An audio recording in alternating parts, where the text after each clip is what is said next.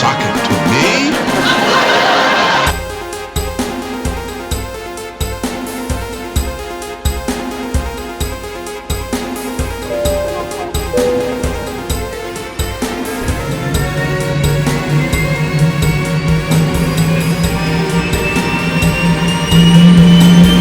That's okay, man. We all do shameful shit. Nutritious breakfast.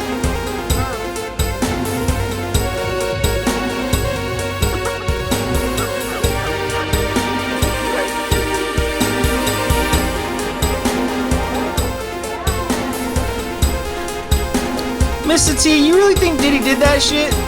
You better stop reading the motherfucking book. I told him I went to a Diddy party, but I left up before midnight.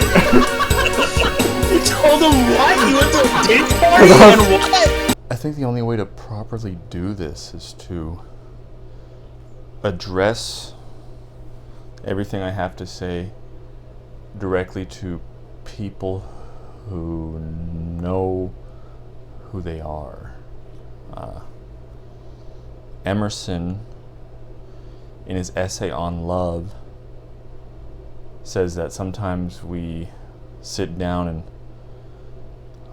try to concoct something, and it's not until we directly address it to someone that we actually are able to articulate ourselves. Not to say that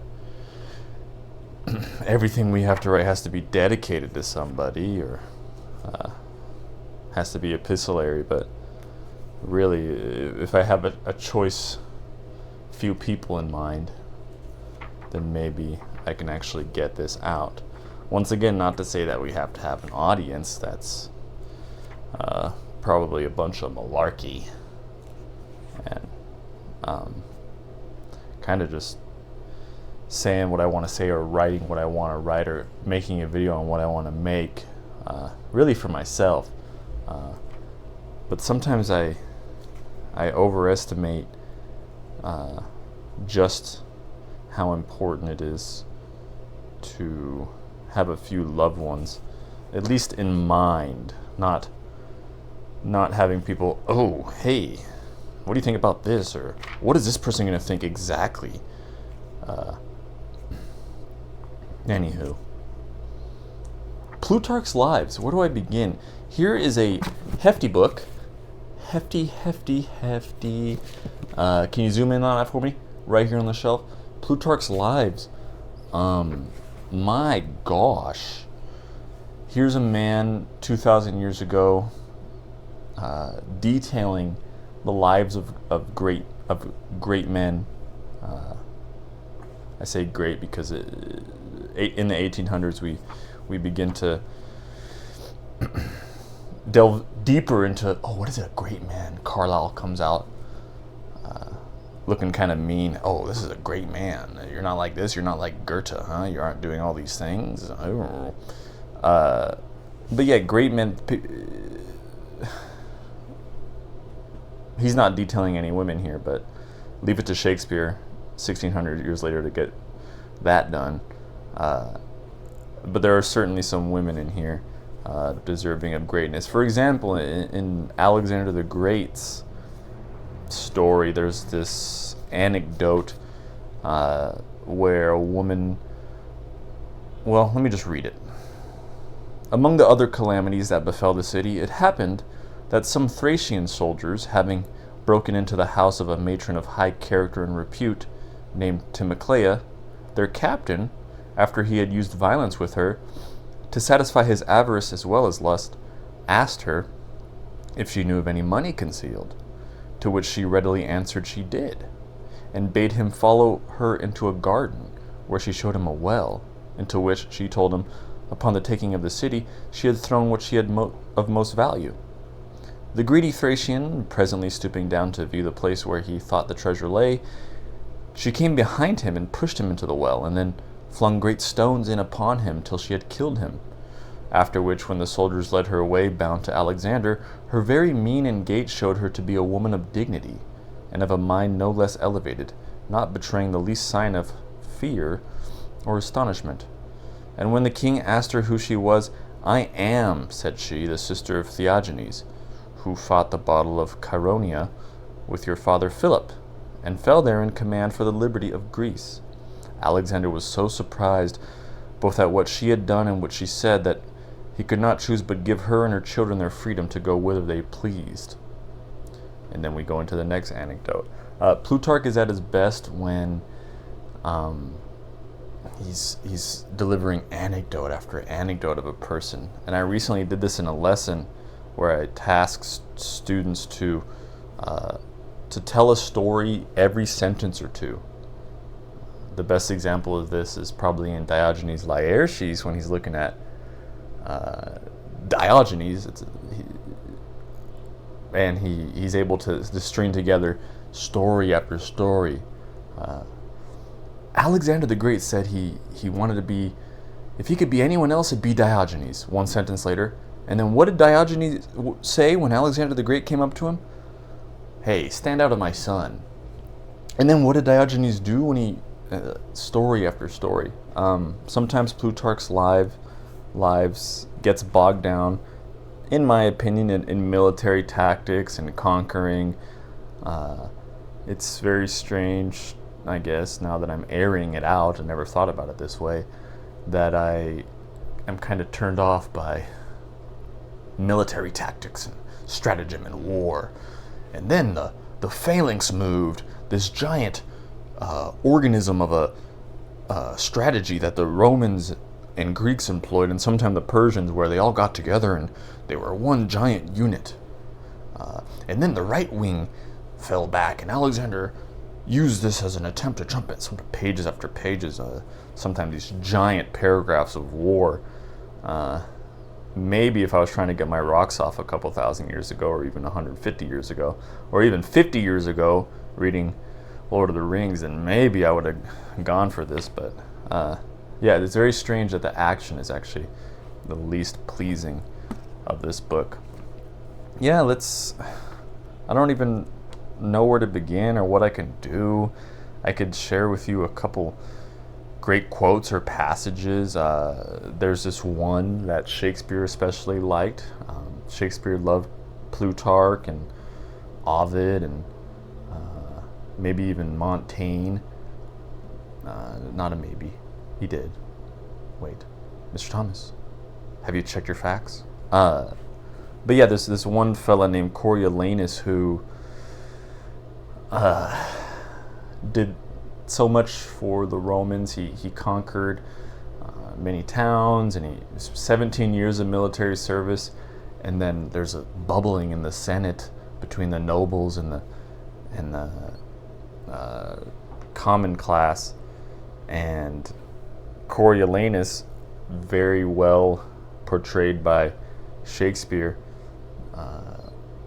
is banished, and Coriolanus gets it into his head that, you're gonna banish me? All right, I'm gonna move in with the Volscians. I'm gonna get well with them, and I'm gonna come back after you, Rome. I'm not doing it justice at all, because there is a lot of sympathy for Coriolanus. Someone doing all of this for something here, the Roman Republic, maybe arguably someone, his country, and then to be kind of turned against, and to really be so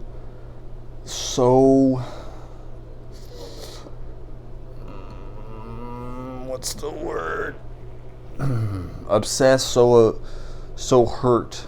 I don't know. Can you relate to this? Can you relate to being so wronged that nothing is gonna change your mind? To be, hey, I'm gonna take everything out on my home country, where my mom lives now, and where my sister lives, and where my future wife lives, potentially. Nah. What they did me wrong, I'm gonna get them back. And he does. And he's doing it. God dang it, he's doing it. He's going back against the Romans. He's fighting the Romans really bigly and goodly, and there's a lot of tactic. And nothing works. They try to plead with him, his old friends, But they get his mom to venture out there into the camp, and even the enemy team, as it were, the Volscians, they once Coriolanus gives into his mom, of all people, after I almost called it a delicious speech, even the Volscians are like, all right, man, whatever you want to do. You want to go back to Rome? Okay. He goes back to Rome, shortly gets killed somehow. But I really do think it's the little stories, the little anecdotes. Here's another character, real people. Before I read his quote, this passage that I highlighted, I just want to say the beautiful thing to me about Plutarch's Lives is that we are so, I don't know if you've heard about this. I don't know if you've seen this. You've heard about this. We're obsessed with just people down on their luck, low people. Special shouts out. I didn't even have the gall to call out my friends. Talking about Diddy, talking about Dr. Disrespect. I'm guilty of it too. Talking about these low people. I brought it up to a student. I said, why are we always talking about these people who did these disastrous things, and just we want to know the lowest of the low. We want to, oh, you heard what that guy did? He's a pedophile. Oh, you heard about this dude? He's a scumbag. Hey, check this guy out. I can hardly go on YouTube Shorts. I can hardly step downstairs. I can hardly think 1 minute without, man, what about that one dick? We love to see the low in people. It's just Schadenfreude, which is, as Schopenhauer pointed out, probably our biggest sin. I can think of a couple other bigger ones, but it's definitely glaring. Violence will do. Anyway, they were so obsessed with other people that I think much needed to take a look at a couple noble examples of those who tried to live a moral life. Not to say that we should be moral. My God, are you kidding me? But I know I can think of a select few people, and if you know who you are, I'm literally addressing you. You know who you are when I say this. But those very same people who, to me, have confessed, man, really, moral life? Nah, dude. Catch me with the low lives. And it's like, okay, yes, I will catch you with the low lives, and I continue to catch you. I'm a low life, by the way. Hey, nice to meet you. But that person who's saying, man, moral life, you don't have to live that, then they turn around and I see them do the most moral and kind thing to someone else, and it's like, oh, okay, I know we're living in this gray landscape of life, but so yes, just that. Can we get a little more grayness, less scary, and less low, and less, I don't know, kicking homeless people's cake. No, that's an extreme example that we recognize now. That's terrible, but less, man, look at this guy. He's, check out this guy. He's got no arms. Check out this guy. He's autistic. You ever see this video? God dang, man, this person just really can't get it. It would be like me if I uploaded a video of Uncle Bob. Raw footage of Uncle Bob. No. I hope that my Uncle Bob videos aren't that grossly misinterpreted. But here's another quote. A character. We have to know people's character. A human named Aemilius Paullus, which, just suffice it to say, he's one of the good ones. That's one thing about this Plutarch's Lives. There's one character in here, one guy. His name's Marius, and oh my God, he's terrible. He's doing things like this. Is called Plutarch's Lives. Even Plutarch compliments at some points for his daring works in the battlefield at war. Ooh, look, this guy conquered things. But talk about a downright cowardice, ambitious person, backstabbing, running away, doing nothing but climbing. So if you're looking for some bad dudes here too, all of these guys, they're all bad because, well, you can imagine what they've done. But yes, the nobility shines through. And here's one, Aemilius Paullus, at the end of his life, after he Schmoilers, after he conquers I don't have to remember. I don't got to remember he conquered Sidonia or he went into Thebes, and after that he, guess what? Syracuse. Ooh, you ever heard of it? Ooh, and oh man, I don't know the specifics, but he conquered something. And this is the speech he gave. I, who never yet feared anything that was human, have, amongst such as were divine, always had a dread of fortune, as faithless and inconstant. He's giving this speech because after returning home from the battle, 2 days later, one of his children died, and then either another child died or his wife. Like, he really suffered a lot of personal death right after victory. And for the very reason that in this war she had been as a favorable gale, fortune, in all my affairs, I still expected some change and reflux of things. In one day I passed the Ionian Sea and reached Corcyra from Brundisium. Thence in 5 more I sacrificed at Delphi, and in other 5 days came to my forces in Macedonia, where, after I had finished the usual sacrifices for the purifying of the army, I entered on my duties, and in space of 15 days put an honorable period to the war.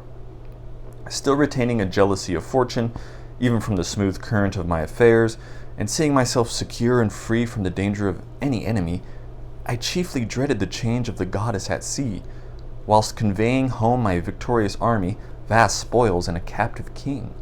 Nay, indeed, after I was returned to you safe, and saw the city full of joy, congratulating, and sacrifices, yet still I distrusted, well knowing that fortune never conferred any great benefits that were unmixed and unattended with probabilities of reverse. Nor could my mind, that was still as it were in labor, shouts out as it were, and always foreseeing something to befall the city, free itself from this fear, until this great misfortune befell me and my own family, and till, in the midst of those days set apart for triumph, I carried 2 of the best sons, my only destined successors, one after another to their funerals. Now, therefore, I am myself from danger, at least as to what was my greatest care, and I trust and am verily persuaded that, for the time to come, fortune will prove constant and harmless unto you, since she has sufficiently wreaked her jealousy at our great success on me and mine, and has made the conqueror as marked an example of human instability as the captive whom he led in triumph, with this only difference, that Perseus, though conquered, does yet enjoy his children, while the conqueror, Aemilius, me, is deprived of his. End quote. This was the generous and magnanimous oration Aemilius is said to have spoken to the people, from a heart truly sincere and free from all artifice. Yeah, you really have to go ahead and replay that 3 times if you need to. I certainly had to reread it 3 times to myself. But you certainly have to wade. This is 1200, 55. Including the index, 1,300 pages, 1281, I'm counting the highest without looking, pages of Roman lives, each live lasting anywhere from 10 to 60, 70 pages for those bigger guys like Pompey, Alexander, Cicero. But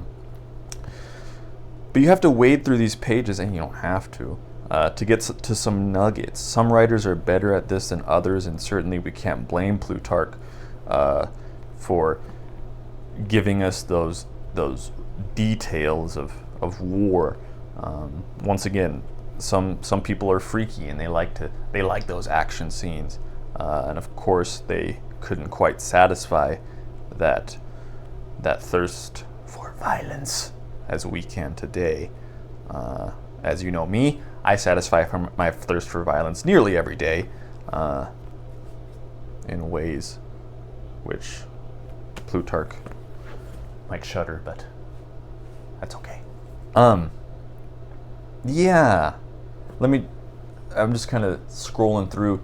Here's the life of Pericles, and it's actually the first one I rejoined on page 190. And I'm actually not even finished with the book. I'm from 190 to I'm up into the 800s now. Here's a quote. I don't even know what it's about. Let's see if I can riff it. So very difficult a matter is it to trace and find out the truth of anything by history, when, on the one hand, those who afterwards write it find long periods of time intercepting their view, and, on the other hand, the contemporary records of any actions and lives, partly through envy and ill will, partly through favor and flattery, pervert and distort truth. Here's one of history's foremost historians, Plutarch. I'd put him next to, obviously, Herodotus and Thucydides, which, by the way, Herodotus, I could do a video on that, especially if I reread it.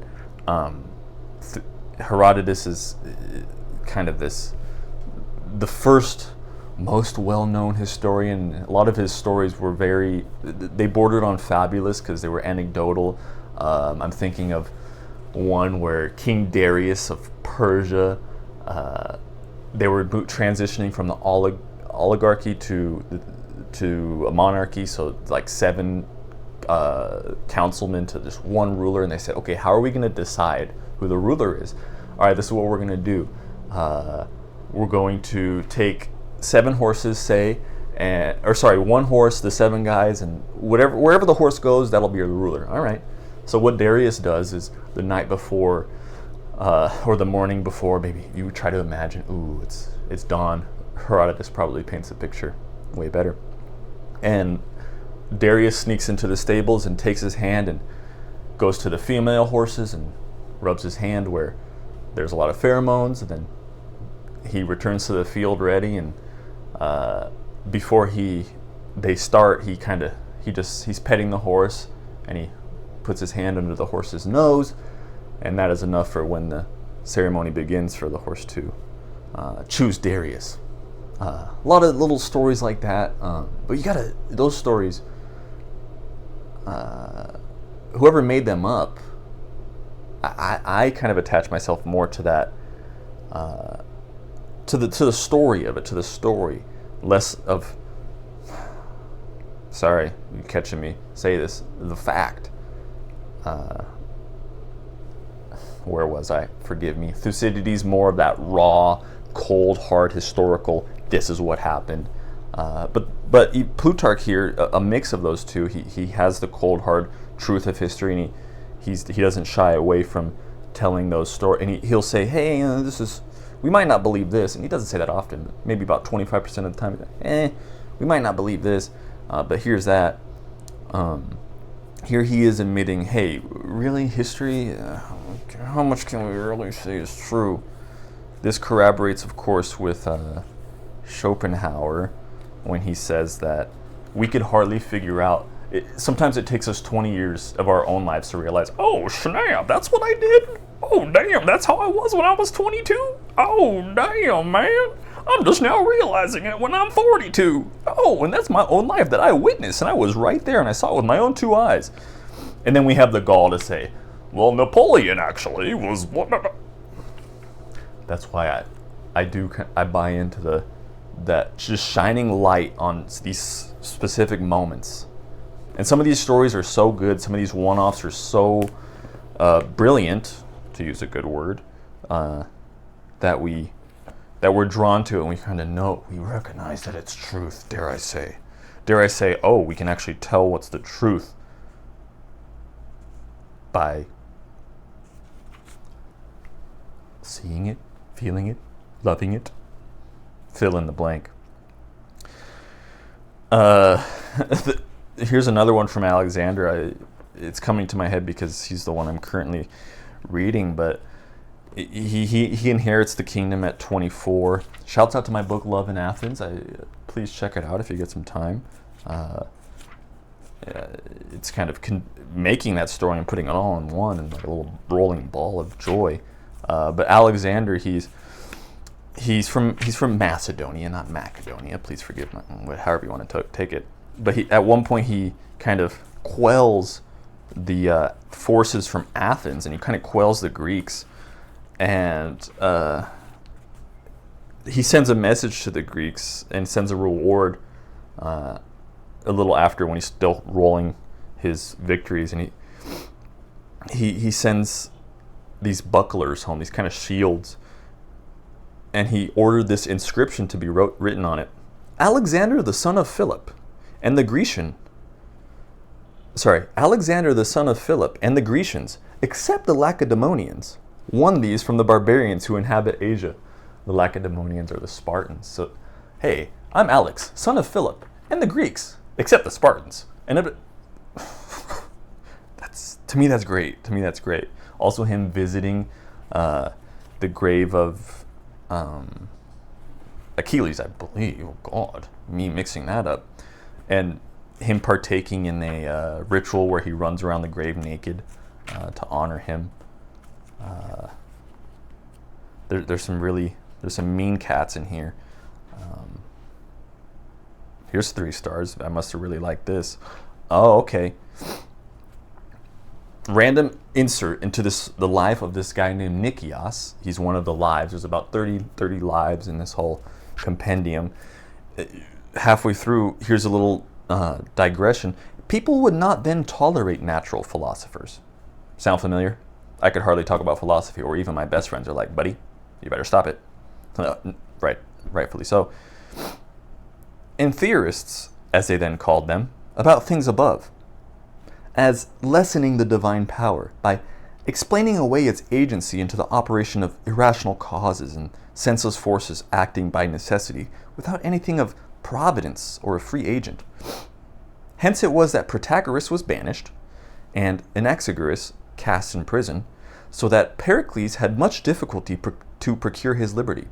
And Socrates, though he had no concern whatever with this sort of learning, yet was put to death for philosophy. It was only afterwards that the reputation of Plato, shining forth by his life, and because he subjected natural necessity to divine and more excellent principles, took away the obloquy and scandal that had attached to such contemplations, and obtained these studies currency among all people. Yeah, God, where to go with this one? Nietzsche says that Plato is not opiates for the masses. My God, please forgive me for even firing that syntax off. And now here I am stumbling. But he said that it was what Plato was for individuals, certain soaring individuals. Christianity is for people. Plato definitely big on not religion, but this transcendence. So basically what Plutarch is saying is that philosophers were kind of very looked down upon, not kind of, unless they subjected it to, there's divinity behind it. And actually, as I was reading it, I realized I'm thinking of my friends as I'm reading it, and I think you could substitute the word divinity there for today, like love or passion, but I'm not going to get into that. I'll let you roll with that. I played Assassin's Creed Odyssey. This is no secret, and it's probably the equivalent of Nietzsche crying at a dying horse and losing his mind a couple days or weeks before passing and slipping into insanity. Anyway, I played Assassin's Creed Odyssey, and there's this shouts out Joseph, and there's this character named Cleon. You might have heard of him. Heard of him? Enemy to Pericles, and he's kind of an oaf and a doof and a villain. But come to know, just a couple lines sprinkled throughout some of the lives of these men, and it turns out that Cleon actually was pretty witty. Still, we don't like him because Aristophanes didn't like him, and that's enough for me. Aristophanes being, if you didn't know, old Saint Comedy. Nietzsche coined him Saint Comedy, and I had to use that in my love in Athens. Here, one paragraph, first paragraph of the Life on Lysander. I can't help but geek over this. But this also is indeed one of the ordinances of Lycurgus, another man in this book, who, as it is reported, was used to say that long hair made good-looking men more beautiful and ill-looking men more terrible. I don't agree. I agree. I don't know if I agree, but it's a thinker. It's a thinker. I immediately want to run through everyone I've known and say, hey, how did that guy look with long hair? How do I look with long hair? Ooh. I guess that's another thing. We don't want to. There's always, yes, there's separating art from artist, and my God. We made a joke earlier, my friends and I, a couple days ago, like, oh, separate art from artist, Diddy. And it's like, one of us said, yeah, there's a certain point where if you cross that line, not only do you forfeit that, but your art's got to be really good.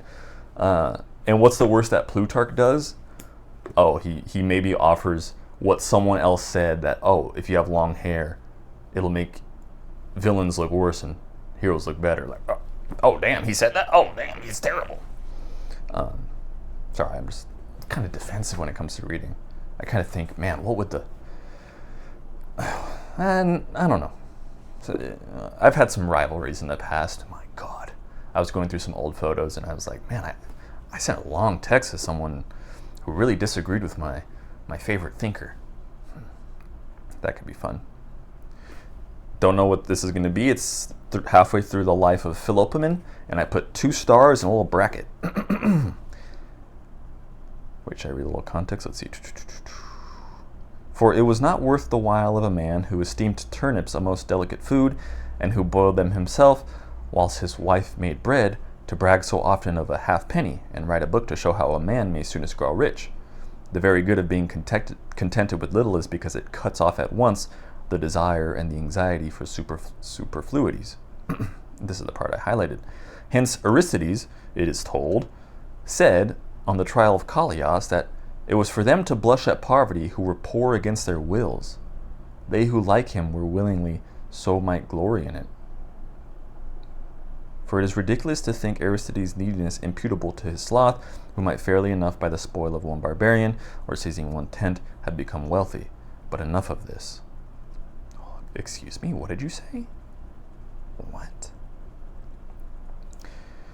It was for them to blush at poverty who were poor against their wills. Okay, yeah, that's really all I took away from that. Maybe that's all I need to take away. If you're poor against your will, you blush at poverty. Yeah. Oh man, look at that guy, he's poor. Oh. Excuse me? You got a problem with that, buddy? Yeah, him saying, but enough of this, him relating that, hey, it is told. I'd like to bring it back to, I didn't know, I'm going off the top, truly off the dome. Aus den Kopf, sozusagen.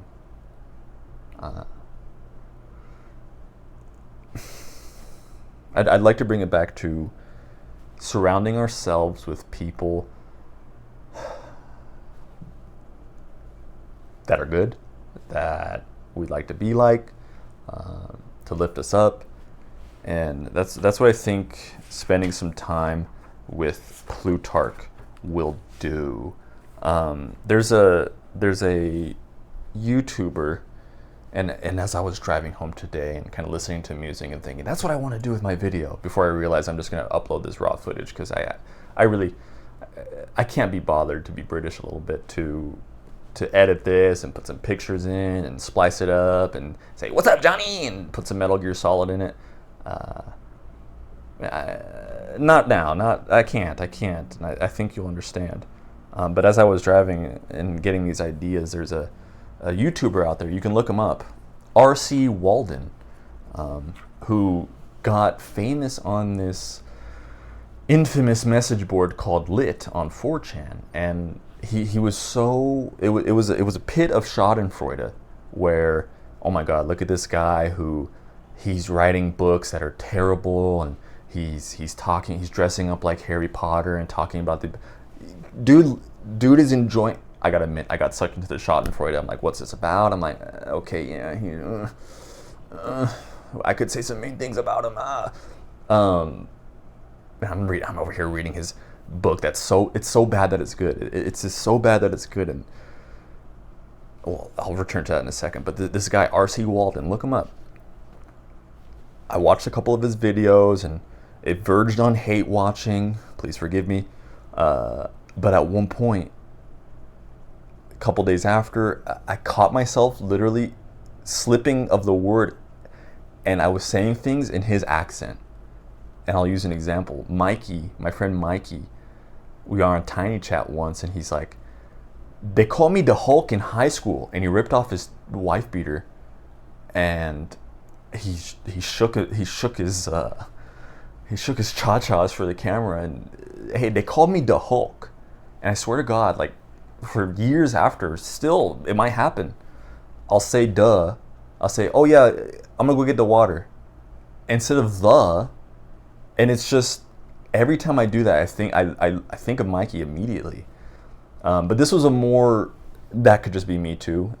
Maybe I was so in love with what Mikey did that night that it stuck with me. But with the Walden guy, can't call him a character yet because he hasn't been dead for 2,000 years.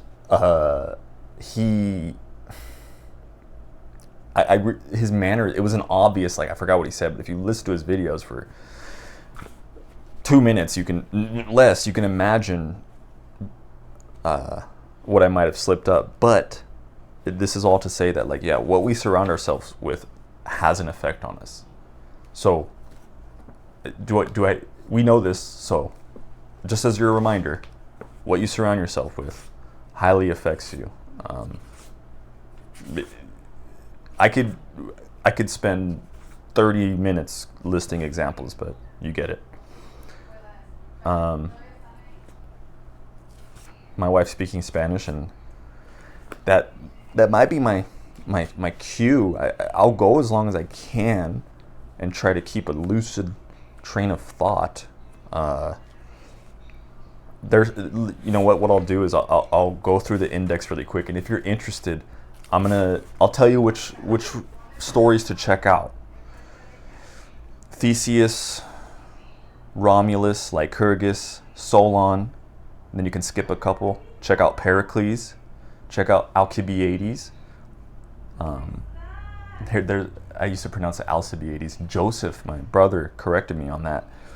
Coriolanus, Aemilius Paullus, skip a couple. Marcus Cato. Actually, I'm going to turn to him real quick. And then if you want to read the most dastardly guy in here, it's funny because Plutarch doesn't like ream on him or really critique him. He shows him who he is. Caius Marius, to me, is terrible as a human. They all have their flaws too. They all have their flaws. Ambition's a big one for most of these guys. Lust for a couple of them. Wanting to keep being in the public life, even past a certain age. I remember Sylla's being pretty good. Sertorius is a pretty good guy. And then Pompey. And now I'm on Alexander. I still have about 400 pages left. I'm on page 800. So I'm really trying to give you the meat of it. I don't know. While I'm at it, just tell me, subscribe and comment.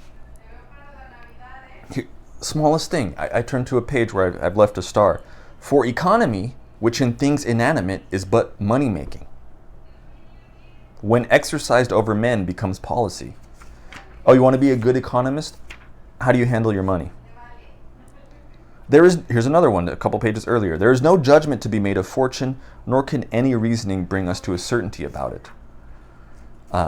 Here I am, I'm plucking. I know I'm plucking and taking it out of context. And I will say sometimes that there is, you get this long story from Plutarch. And I did mention the military expeditions, but sometimes it's that subtle intrigue. You got some political intrigue going on. You got some family problems. And then he tops it off with a banger of a quote. Oh, here we go. Okay, we're at Marcus Cato. Marcus Cato, one of my favorite reads. I remember reading it outside. I'm still waiting for a dang bird that visits me every Easter, and he's an angry guy, and he messes with my cat. And one Easter I hung out with him, and there was a lot of bees outside, and he was protecting his nest, or hers. So I was hanging with the birds and the bees. That was a couple of Easters ago. But the bird still returns, and I can usually tell because he's always making noises. I don't know how I haven't gotten annoyed at it. But I read this outside. Here's Cato. He was also a good father, an excellent husband to his wife, and an extraordinary economist. And as he did not manage his affairs of this kind carelessly, and as things of little moment, I think I ought to record a little further whatever was commendable in him in these points. He married a wife more noble than rich, being of opinion that the rich and the high-born are equally haughty and proud, but that those of noble blood would be more ashamed of base things, and consequently more obedient to their husbands in all that was fit and right. A man who beat his wife or child laid violent hands, he said, on what was most sacred, and a good husband he reckoned worthy of more praise than a great senator. And he admired the ancient Socrates for nothing so much as for having lived a temperate and contented life with a wife who was a scold, and children who were half-witted. That is a banger. That is a banger.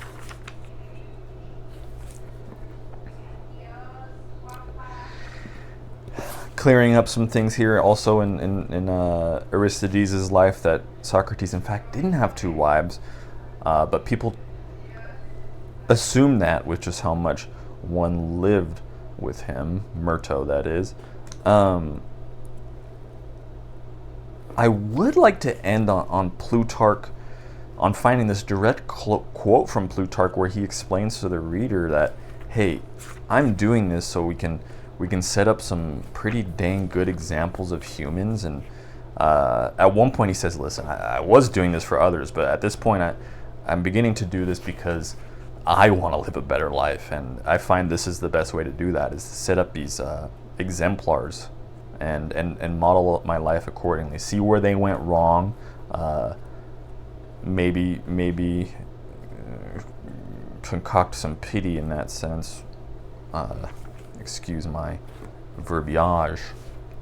But I think you get the point. I did say that.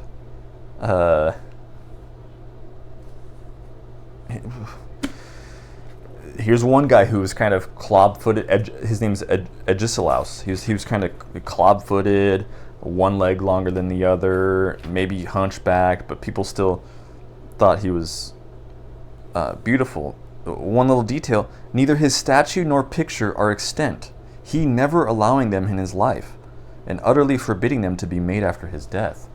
Wow.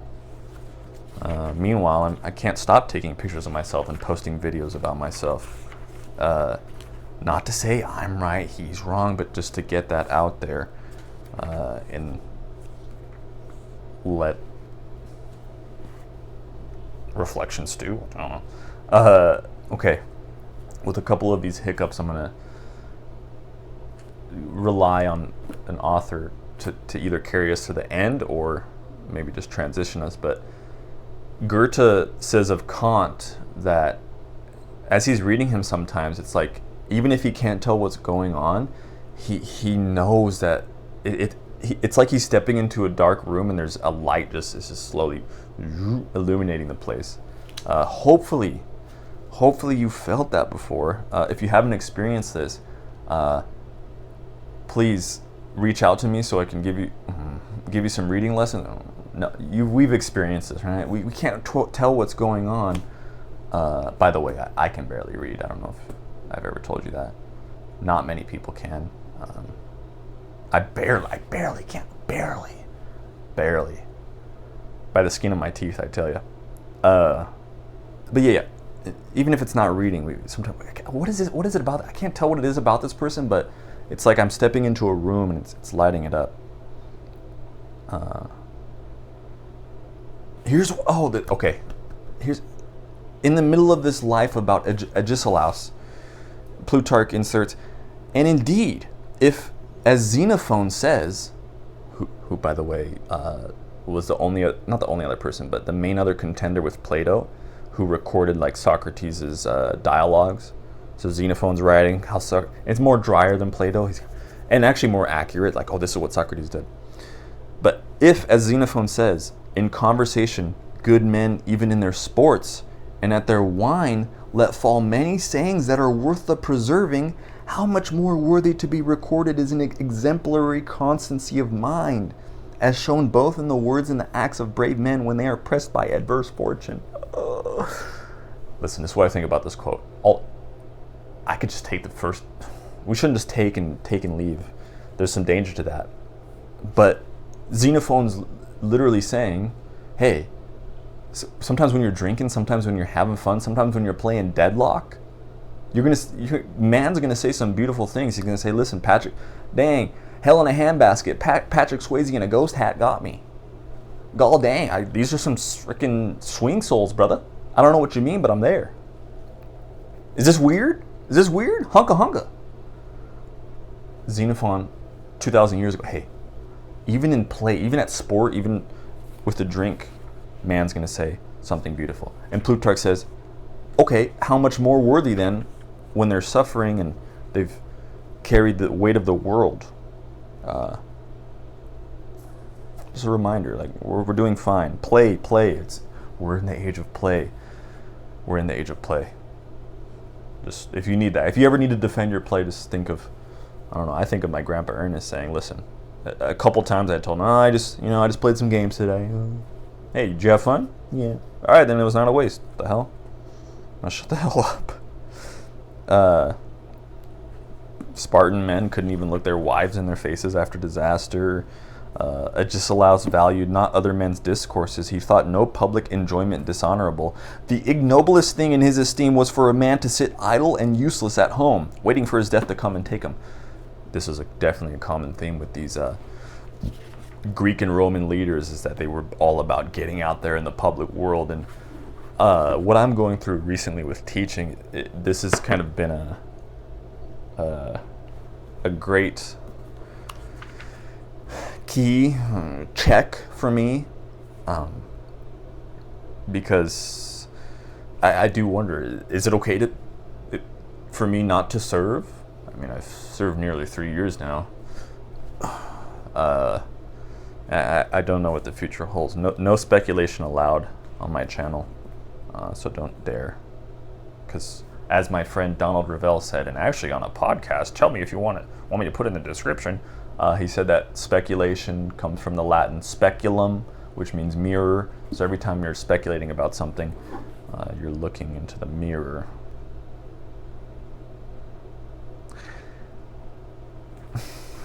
Yeah. I think we'll end there. Hopefully through my style and relay of meaning, you can kind of tell what type of person I am, and hopefully pick up on my motives and flaws.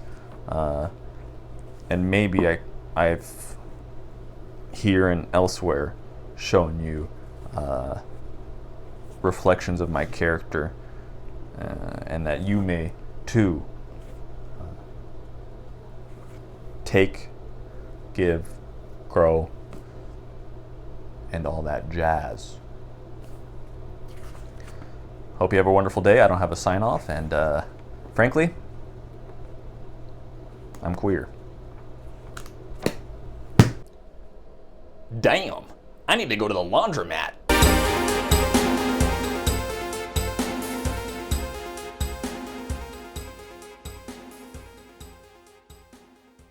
Alright everybody, welcome to my Halo Let's Play. I'm here with my wife. We're gonna kill it. That's us. Yes.